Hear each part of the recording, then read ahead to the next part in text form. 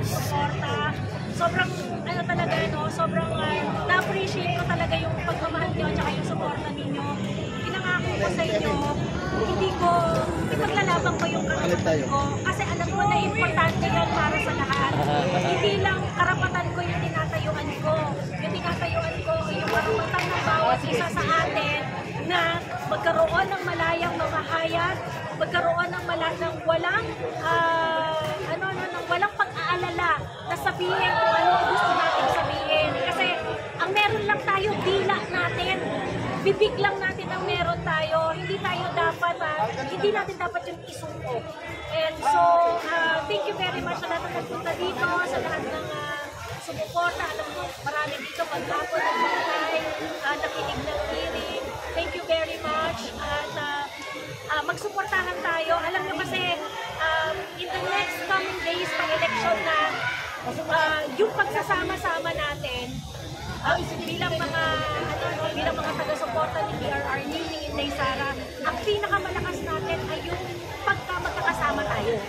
So, walang bibitaw hanggang sa marating natin ang tagumpay, magtulungan tayo, magsuportahan tayo, walang iwanan. Kanina, yung nag-iisa na vlogger na hindi Duterte vlogger, nakandun sa lahat kami Duterte vloggers, lahat kami Duterte supporter. Isa lang yung hindi Duterte supporter. So kitang-kita talaga na kitang-kita talaga, balik dalawa pala. Pangalawa si Pedro. Pero kitang-kita na ang talagang pinatawag doon, ang sinipipin, ang talagang tinatanong na kung ano-ano, ay yung hanay ng mga taga-suporta ni PRRD. So, dapat lahat tayo magpakilala sa kanila. Dapat lahat tayo may tapang tayong magsalita. Dapat lahat tayo may tapang na iparamdam sa kanila ang tunay nating pinagpis sa serbisyong binibigay nila sa taong bayan. Diba? Tama na yung tama na yung, huwag nyo kaming takot-takutin. Tama! Tayong pinatakot-takot, diba? Sabi ko nga kanina, kaya talaga kinuha ko talaga yung pagkakatawan para i-explain. Pag sinabi mo bang pinagpupuntahan ng mamamayang Pilipino, anong ibig sabihin nun?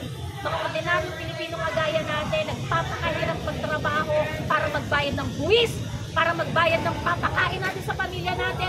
Kaya deserve natin ng magandang trabaho mula sa public officials natin. Huwag nating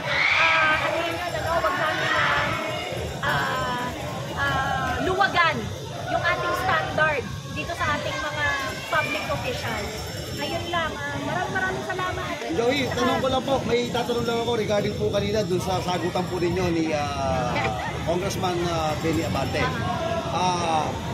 Nakaraan po kasi, pinaamin po, ngayon po, tumindig po ang DBS, yung mga DBS vlogger, na hindi po yumuko sa mga congressman na kamukha ni Congressman Benny Abante, na gusto kayo mag-apologize. Ano po masasabi niyo? Well, kanina, alam kasi niya na hindi ako mag-apologize for the things that I said. Yun nga sinasabi ko, no? Hindi ko kayang mag-apologize sa mga bagay na pinaniniwalaan ko, parte ng karapatan ko. Kung paano ko kinikriticize ang kanilang trabaho, kung ano ang nararamdaman ko sa uri ng performance nila bilang mga congressman sa 19th Congress. I cannot apologize for something that I believe in. I cannot apologize for exercising my rights. Ayun po. At naintindihan naman po ni Congressman Abante, so nag-agree kami na bad trip siya sa akin, nag-inis siya sa akin, nire-respeto ko ang pag-inis niya sa akin, pero ako, hindi ko talaga gusto ang trabaho nila sa 19th Congress. Ganun lang kasimple. Miss Joey, ano po yung nararamdaman mo kanina habang nagkainitan kayo ni Abante? Tingin ko nagpapasalamat ako dun sa mga sa mga kasama natin doon ng mga Duterte supporters din.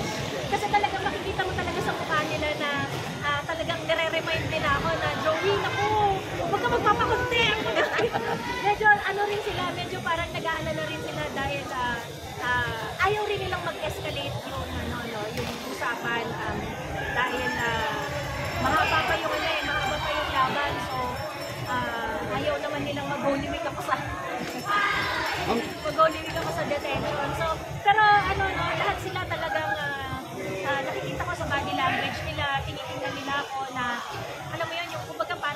nag-watching ng content, yung mga nagpipitik-pitik na, huwag masyado makakat, gano'n. Ayun, may mga gano'n silang appreciate ko yan sa mga Alam, Miss June. Inaasahan mo ba na malaya ka makakalabas ngayon sa House of Crocs? Hindi masyado. Hindi masyado kasi nagbaon na ako ng damit. Kasi sabi ko nga, kapag nakonsensitibo kasi ako lalo na pag binabanggit ng magulang ko, pag binabanggit ng pamilya ko, sensitive talaga ako, nagiging tigil talaga ako pagka gano'n. So, nag-isip ko, baka mamaya pag tititrigger ako at meron yung mga ganong buttons ko, talagang meron talaga akong masasabi na hindi maganda. So, at least kahit paano, kasama yung guidance ng kapulano ko, si Atty. Mark Owen, kahit paano medyo na-control naman natin para mas maging parliamentary at makalusot at hindi natin binigyan ng reason para ikulong ako. Ma'am Joey, tanong lang. Ay, sorry.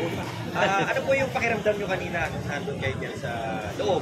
Do you feel something chilling or ano po?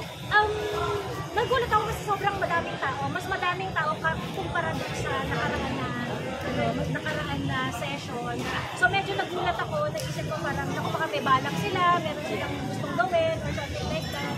So medyo nag-alala ako ng konti, pero bago kasi, nung nag-decide kasi akong aatin, buo naman yung loob ko. Naharapin kung ano yung mangyayari, sagutin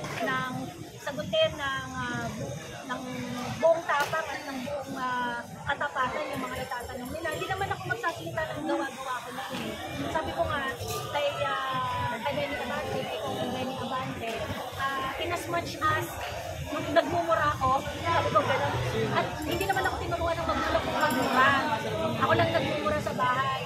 Pero ang higit na importante yung sa akin ng magulang ko ay yung maging totoo ka sa sarili mo. Ayun.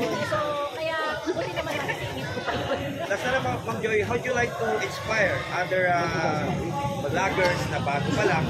Dapat po ba silang matakot o dapat pa silang magpasupin dito po sa ginagawang trend na ito? Kasi malinaw naman na ang tingin ng mga nasa labas dito, particularly ang mga Duterte supporters, na ginagawa po ito para matahimikin ang lahat ng mga DDS vloggers at lahat ng mga mamamayan na nagsasabi kung ano talaga yung nangyayari sa ating bansa.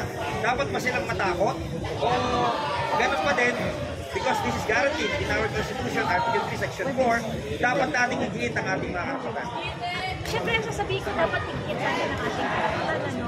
Pero alam mo kasi, hindi rin naman natin iaalis yung history ng TRICOM at ng mga kongresista na nag-participate din sa Quadcom.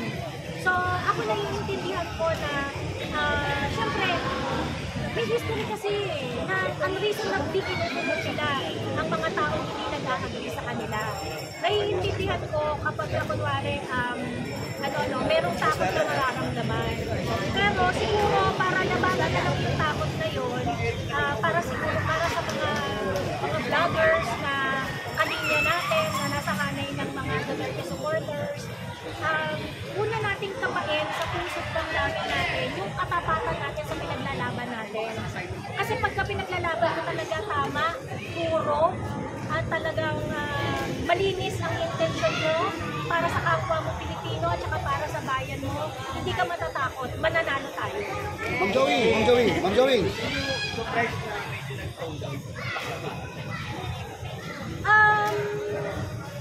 Actually, hindi siya nag-tone down.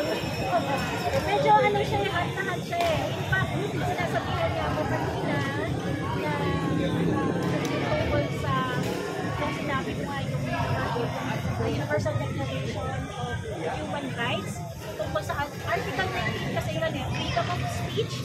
Ito ay yung United Nations Universal Declaration of Human Rights na kinikilangan ng United Nations. Medyo malinis siya, pero siguro dahil sa naghanda naman tayo at inaral ko rin ng mabuti ang mga dapat isagot sa kanya. So, siguro importante talaga na dapat huwag natin bigyan ng reason para i-content tayo or maano. Kailangan talagang paghandaan. Ma'am Joey, mensahe niyo po sa mga DDS vloggers na kasamahan po natin at saka po doon sa mga nagsabi na mga duwag daw po yung mga DDS dahil hindi humaharap sa TRICOM? Dalawang beses na kami pumunta sa TRICOM at bago kami humarap nung ngayon at nung nakaraang TRICOM session, yung unang-unang session ng TRICOM, kami ay pumunta sa Supreme Court at nag-file ng kaso. Okay? Ngayon, hindi po karuwagan ang paglaban sa tamang pamamaraan. So sa unang-una pa lang, nagpumunta kami sa Supreme Court, inilaban na namin ang karapatan namin sa malayang pamamahayag. At up until today, yung mga Duterte supporters, yung mga kasama ko sa kaso at yung mga kasama ko dito sa session na to, lahat kami lumalaban para sa kalayaan nating mamahayag, kailangan kalayaan nating sabihin ang ating mga opinion nang hindi natatakot at hindi sinesensor. So, sa mga nasasabi ko sa mga masasabi ko sa nagsasabing huwag kami, kaya nyo bang gawin yung ginawa namin? Hanggang saan yung pinaglalaban ninyo bukod sa sabihan kami ng kung ano-ano ang hominin. Tama. Ma'am Joey, kanina, doon sa hearing, lumitaw na naman yung video ng isang tao na allegedly gumagamit ng pinagpapawal na drugs. At si BBM nga yun, yung tinutukoy doon. Then, ang tri-committee hearing na ito is nakasentro para daw po gumawa ng batas kontra fake news. Hindi malinaw kung fake ba yung video na yun o hindi. Pero apparently, they are debunking na ito is isang fake. Pero wala namang espesyalista nakapagsabi na ito talaga is fake. Ngayon, since lumitaw po yung video na yan at naungkat na naman yan, kanina maraming mga netizens na nagtatanong, nag-aaway na naman ang netizens, totoo ba ito o hindi? Palagay po ninyo, in your own opinion, it's about time po ba na talagang suriin at para matuntukan na yung usapin na yan, sumagot na sa health political drug test itong si Presidente. Sana lang naman kasimple yung kanina nagsalita si Kabayan Lorena Castro, tinanong siya, paano ba matatapos ang bashing? Paano ba matatapos ang pagpo-question? Itong pulburon video, para matapos ang pagpo-question ng mga tao, yun sa pulburon video niya, bakit hindi na lang mag-drug test? Diba? Para mawala na rin ang agam-agam namin lahat. Kung adik ka, kung hindi. Ngayon, kung adik ka, kailangan mong patunayan na ikaw ay fit para magsilbi bilang presidente namin. Kasi, kung adik ka, hindi ka na maaasahan sa iyong judgment. Hindi ka na maaasahan sa iyong pagdidesisyon sa bayan. At kung gano'n, dapat kumalis ka na sa pwesto mo. So, ngayon, yung hair follicle test na hinihingi ng sambayan ng Pilipino, yung video na yan, masasagot yan ng hair follicle test. Ayun. Last na lang, Ma'am Joey. Sa palagay po ba ninyo, sa ngayon, meron na ba tayong mga measures, lalo na ang TRICOM, na masasabi natin na nakuha nila dito sa third hearing na to, para ma-counter talaga ang fake news? Kasi hindi natin talaga malaman kung ano yung mga pinagkukuhanan ng mga fake news na to. At sabi nga ni Attorney Trixie, ang isang fake news, hindi natin masasabi na fake news yan, not unless ma-define natin ano talaga ang ibig sabihin ng fake news. Well, yun ang problema at napakaganda kasi nung punto na ni-raise ni Attorney Trixie nung nakalaang hearing. Hindi natin ma-define kung ano ang fake news. Ngayon, pang-apat na hearing na to, maraming badges ng unconstitutionality hindi mo kasi po pwedeng diktahan kung ano ang opinion ng isang tao. Tinatawag ito na prior restraint, yung pagbabawalan mo or sasabihin mo kung ano ang sasabihin ng tao sa kanyang pamamahayag. Malaking question ito at sa totoo lang hindi ko masasagot yan kung ano gagawin nila, kung anong trip nila, kung ano magiging resulta nitong TRICOM na ito. Definitely susubaybayan namin mga Duterte vloggers kasi isang questionable or isang paglabag dyan tungkol sa konstitusyon, makakaasa po kayo na gagawa kami ng aksyon at ilalapit namin yun sa Supreme Court kung gagawa sila ng batas na hindi naaayon sa ating karapatan. Final message, Ma'am Joey, final message. Huwag tayong matakot.